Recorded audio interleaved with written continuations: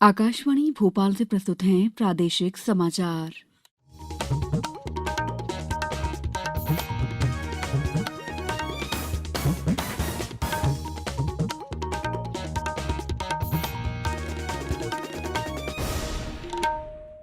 नमस्कार, समाचारों के साथ मैं दीपा सिंह। पहले एक अपील। देश में कोरोना संक्रमण में तेजी से वृद्धि हो रही है। आपसे अपील है कि सावधान और सतर्क रहें। 15 से 18 वर्ष के किशोर और अन्य लोगों को भी टीकाकरण के लिए प्रेरित करें। कोरोना के नए वायरस ओमिक्रॉन से चिंताएं बढ़ गई हैं। बचाव के लिए कृपया 3 आसान उपायों का पालन अवश्य करें। मास्क लगाएं, 2 गज की सुरक्षित दूरी बनाए रखें, हाथ और चेहरा साफ रखें।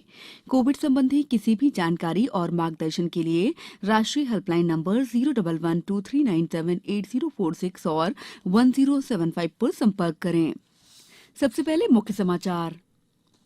राज्य ग्रामीण आजीविका मिशन में गठित स्व सहायता समूहों को 300 करोड़ रुपए के बैंक ऋण दिए जाएंगे। राज्य सरकार नई स्टार्टअप पॉलिसी लाएगी। उत्तर भारत से आ रही हवाओं के चलते सर्दी बढ़ी और भारत ने इंग्लैंड को हराकर 5वीं बार आईसीसी अंडर-19 क्रिकेट विश्व कप जीता। अब समाचार विस्तार से। राज्य ग्रामीण आजीविका मिशन में गठित स्व सहायता समूह के सदस्यों को 300 करोड़ रुपए के बैंक ऋण वितरित किए जाएंगे। मुख्यमंत्री शिवराज सिंह चौहान 8 फरवरी को राजधानी भोपाल के कुशाभाऊ ठाकरे सभागार में आयोजित कार्यक्रम के अवसर पर ये ऋण वर्चुअल माध्यम से वितरित करेंगे। कार्यक्रम में पंचायत एवं ग्रामीण विकास मंत्री महेंद्र सिंह सिसोदिया और राज्य मंत्री राम खिलावन पटेल भी उपस्थित रहेंगे। गौरतलब है कि प्रदेश में अब तक आजीविका मिशन से 40 लाख से अधिक ग्रामीण निर्धन परिवारों को लगभग 3,50,000 स्व सहायता समूहों से जोड़कर 2,762 करोड़ रुपए बैंक ऋण के रूप में वित्तीय सहायता प्रदान की गई है। राशि मिलने से समूह सदस्य अपनी वर्तमान आजीविका को और सुदृढ़ करते हुए आय में वृद्धि करेंगे, जिससे उनकी समृद्धि के द्वार खुलेंगे और उनका आर्थिक तथा सामाजिक स्तर पहले से बेहतर हो सकेगा। गौरतलब है कि मध्य प्रदेश राज्य ग्रामीण आजीविका मिशन में ग्रामीण क्षेत्रों में निवासरत निर्धन परिवारों की महिला सदस्यों को स्व सहायता समूहों से जोड़कर सामाजिक और आर्थिक सशक्तिकरण किया जा रहा है। मुख्यमंत्री शिवराज सिंह चौहान ने कल मौलाना आजाद राष्ट्रीय प्रौद्योगिकी संस्थान भोपाल द्वारा आयोजित स्टार्टअप एक्सपो का शुभारंभ करते हुए कहा कि मध्य प्रदेश में नई स्टार्टअप पॉलिसी बनाई जा रही है। उन्होंने कहा कि नए स्टार्टअप के लिए हम 100 करोड़ रुपए का वेंचर कैपिटल फंड स्थापित कर रहे हैं। जिन बच्चों के पास इनोवेटिव आइडियाज हैं, उस फंड से उनको मदद करेंगे।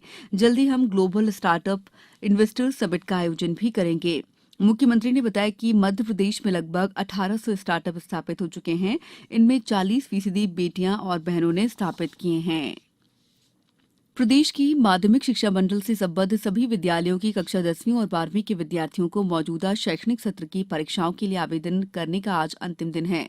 इच्छुक सभी विद्यार्थी निर्धारित विलंब शुल्क के साथ परीक्षा आवेदन कर सकेंगे। माध्यमिक शिक्षा मंडल ने ऑनलाइन आवेदन पत्र भरने के लिए निर्धारित शुल्क 900 रुपए और विलंब शुल्क 10,000 रुपए निर्धारित किया है। इसी तरह प्रदेश में संचालित अशासकीय माध्यमिक और उच्चतर माध्यमिक विद्यालय 11 फरवरी तक विलंब शुल्क 20,000 रुपए के साथ मान्यता नवीनीकरण का आवेदन कर सकेंगे। देश आज खान अब्दुल गफ्फार खान को उनकी 132वीं जयंती पर याद कर रहा है। वे भारतीय स्वतंत्रता आंदोलन के महत्वपूर्ण नेताओं में शामिल थे। समान विचारधाराओं और महात्मा गांधी के साथ घनिष्ठ मित्रता के कारण उन्हें फ्रंटियर गांधी के रूप में भी जाना जाता है। समाचारों में वक्त है ब्रेक का। कोविड-19 से बचाव और सुरक्षित रहने के 3 उपाय। मास्क लगाएं, 2 गज दूरी है जरूरी, सुरक्षित दूरी रखें, हाथ और मुंह साफ रखें। ब्रेक के बाद समाचारों में आपका एक बार फिर स्वागत है। राष्ट्रव्यापी टीकाकरण अभियान के अंतर्गत देश में अब तक 169 करोड़ 40 लाख 55 हजार से अधिक कोविड रोधी टीके लगाए जा चुके हैं। स्वास्थ्य मंत्रालय ने बताया कि आज 40 लाख 57 हजार से अधिक टीके लगाए गए हैं। स्वास्थ्य देखभाल कार्यकर्ता, फ्रंटलाइन वर्कर्स और 60 साल से अधिक उम्र के पात्र लोगों को 1 करोड़ 40 लाख 98 हजार से अधिक एहतियाती खुराकें दी गई हैं।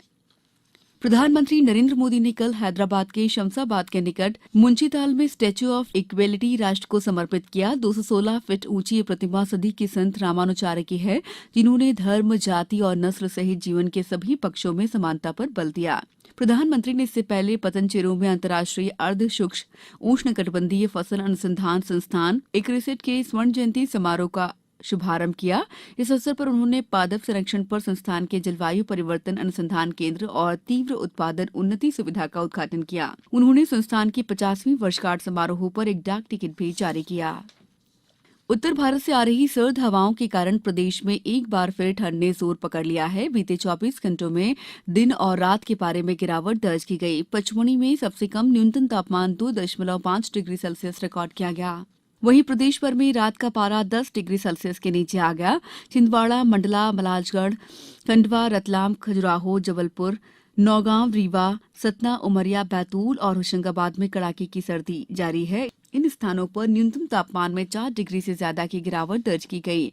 भोपाल और ग्वालियर में न्यूनतम तापमान 8 डिग्री सेल्सियस से नीचे रहा। अगले 24 घंटों के दौरान प्रदेश के अधिकांश जिलों में तेज सर्दी पड़ने का अनुमान है। उच्च शिक्षा विभाग ने प्रदेश के उन सभी शैक्षणिक संस्थानों को बहुसंकाय संस्थान के रूप में उन्नयन की अनुमति दे दी है जहां स्नातक स्तर पर 1 और 2 संकाय संचालित हो रहे हैं। प्रदेश में कुल 135 एक संकाय और 114 2 संकाय संचालित शासकीय महाविद्यालय हैं। राज्य सरकार द्वारा प्रथम चरण में 50 महाविद्यालयों का बहुसंकाय संस्थान के रूप में उन्नयन करने के लिए डीपीआर तैयार कर वित्त विभाग को भेज दी गई है। भारत ने इंग्लैंड को 4 विकेट से हराकर 5वीं बार आईसीसी अंडर 19 क्रिकेट विश्व कप जीत लिया है। एंटीगा के सर विवियन रिचर्ड्स स्टेडियम में इंग्लैंड ने टॉस जीतकर पहली बल्लेबाजी करते हुए 44 ओवर और 5 गेंदों में सभी विकेट खोकर 189 रन बनाए। उसकी ओर से जेम्स रेव ने 95 रन की पारी खेली। भारत की ओर से राज बावा ने 5 और रवि कुमार ने 4 विकेट लिए। इंग्लैंड की चुनौती के जवाब में यश ढल की अगुवाई वाली भारतीय टीम ने शेख रशीद और निशांत सिंधु के अर्धशतकों की मदद से 47 ओवर और 4 गेंदों में 6 विकेट खोकर लक्ष्य हासिल कर लिया। इससे पहले भारत ने वर्ष 2000, 2008, 2012 और 2018 में अंडर 19 क्रिकेट विश्व कप जीता था। बीसीसीआई सचिव जय शाह ने अंडर 19 भारतीय टीम के लिए पुरस्कार की घोषणा की है। उन्होंने कहा कि विजयी भारतीय टीम के प्रत्येक खिलाड़ी को नगद 40 लाख रुपए का इनाम दिया जाएगा। भारत और वेस्टइंडीज के बीच 3 मैचों की सीरीज का पहला वनडे आज अहमदाबाद में खेला जाएगा। सीरीज का दूसरा मैच जयपुर में होगा जबकि सीरीज का आखिरी वनडे 12 फरवरी को कोलकाता के ईडन गार्डन्स स्टेडियम में होगा। एक दिवसीय श्रृंखला के बाद 15 फरवरी से 3 मैचों की 2020 श्रृंखला शुरू होगी। 2020 श्रृंखला का पहला मैच कटक में होगा। उसके बाद अगले 2 मैच विशाखापट्टनम और तिरुवनंतपुरम में क्रमशः 18 फरवरी और 20 फरवरी को होंगे। अब कुछ समाचार संक्षेप में। खंडवा के सांसद ज्ञानेश्वर पाटिल ने बजट में इंदौर खंडवा अकोला ब्रॉडगेज विस्तार के लिए 888 करोड़ रुपए की राशि स्वीकृत करने के लिए केंद्र सरकार का आभार माना है। उत्तराखंड में बद्रीनाथ मंदिर के कपाट 8 मई को खोले जाएंगे। इंदौर जिले में पशुपालकों और मत्स्य पालकों के लिए किसान क्रेडिट कार्ड बनाने का अभियान चलाया जाएगा। जिला कलेक्टर ने बताया कि जिले में 15 फरवरी तक 11,000 कार्ड बनाने का लक्ष्य तय किया गया है। शिवपुरी जिले के बदरवास में कियोस्क संचालक के घर पर हुई लूट के मामले में पुलिस ने 4 आरोपियों को गिरफ्तार किया है। प्रदेश के पंचायत एवं ग्रामीण विकास राज्य मंत्री राम खेलावन पटेल ने सतना जिले के सामुदायिक स्वास्थ्य केंद्र अमरपाटन और सिविल हॉस्पिटल रामनगर को एक एम्बुलेंस लोकार्पित की है। इस बुलेटिन में फिलहाल इतना ही। अंत में एक अपील, मास्क और 2 गज की दूरी, हाथ धोना भी है जरूरी। नमस्कार।